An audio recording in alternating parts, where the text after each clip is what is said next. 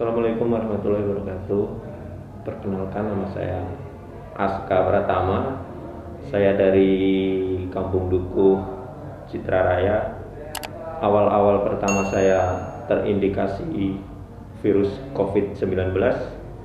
Permulaannya setiap kali 2 minggu sekali saya diadakan tes dari perusahaan.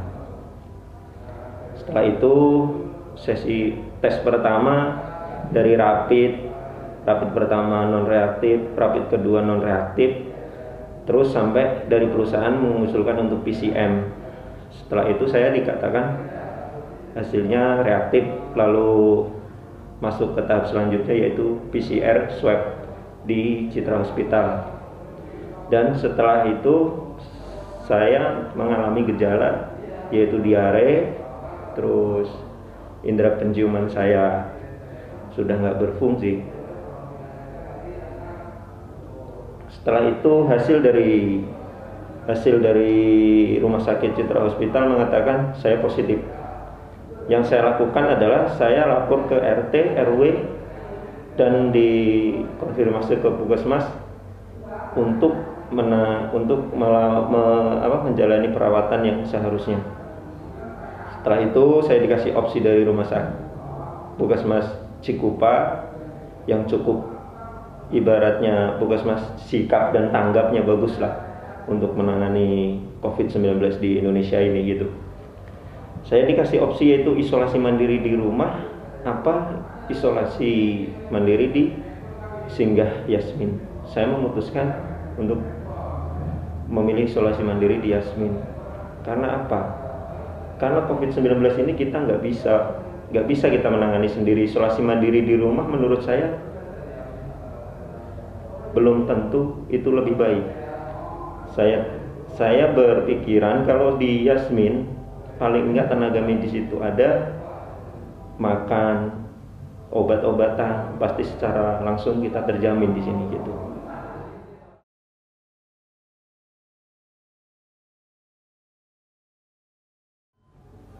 Setelah saya memutuskan untuk isolasi mandiri di Singgah Yasmin pada tanggal 27 November, saya tiba di sini pukul 10. Kegiatan pertama yaitu saya langsung dites dari pengecekan darah, terus diagnosa dari dokter dan diberikan obat. Itu pertama langsung dikasih kunci untuk suruh istirahat sama petugas medisnya. Saya dianterin ke kamar hotel.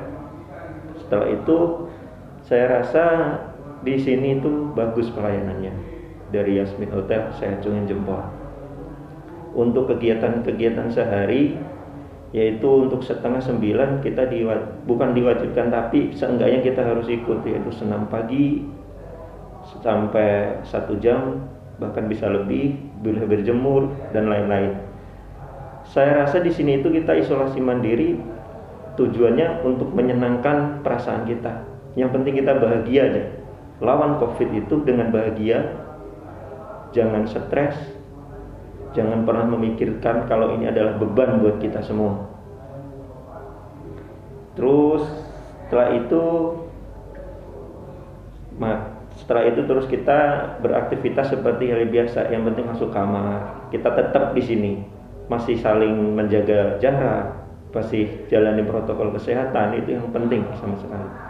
Seharusnya inilah yang harus kita pilih, yaitu untuk singgah, agar kita selalu mendapatkan perawatan, menciptakan imun tubuh kita yang bagus, dan kita terjamin.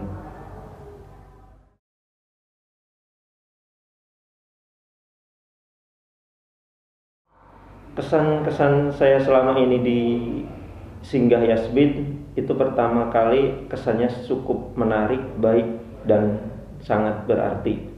Mulai dari kita yang nggak saling kenal terus bisa menjadikan kita sebagai saudara, bahkan kita bisa menjadikan sebagai teman gitu. Untuk saling berbagi makanan. Kadang kita keroyokan di kamar nomor sekian ke sekian, kita bertukar makanan. Pokoknya intinya kita ini kebersamaan, kerukunan, dan salah satu ininya adalah yang saling berkesan adalah ketika kita itu tidak pernah mengenal satu sama lain, kita dipertemukan dengan COVID-19 ini, kita bisa jadi saudara. Kita bisa saling tolong menolong dan bisa saling bantu membantu. Untuk tenaga medisnya, saya rasa cukup baik di sini, lebih baik, tepat maksudnya dalam mengantar makanan tepat waktu. Terus misalnya ada keluhan-keluhan kita, udah dia siap siaga untuk nomor sekian ke sekian gitu. Pokoknya sikap tanggapnya baik sekali di sini.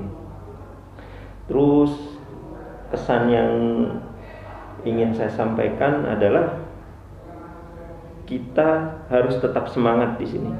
Kita harus melawan virus ini agar cepat punah dari Indonesia. Untuk pesannya, yang udah kena, kita harus tetap waspada, kita harus tetap menjaga protokol kesehatan, kita harus tetap menjaga daya imunitas tubuh kita agar lebih kuat, lebih baik lagi. Selama kita nanti ibaratnya habis ini singgah dari sini, kita keluar, saya cuma pesan kepada tetangga, kepada orang lain, kepada teman-teman kita, alangkah kita lebih boleh waspada, tapi kita tidak boleh mengucilkan satu sama lain. Karena penyakit ini datangnya dari Tuhan, penyakit ini datangnya bukan kita yang minta. Saya harap masyarakat tetap harus saling menjaga kerukunan, saling menjaga kesehatan satu sama lain. Sudah, itu cukup dari saya, pesan dan kesan selama saya terdiagnosa COVID-19 ini. Assalamualaikum warahmatullahi wabarakatuh.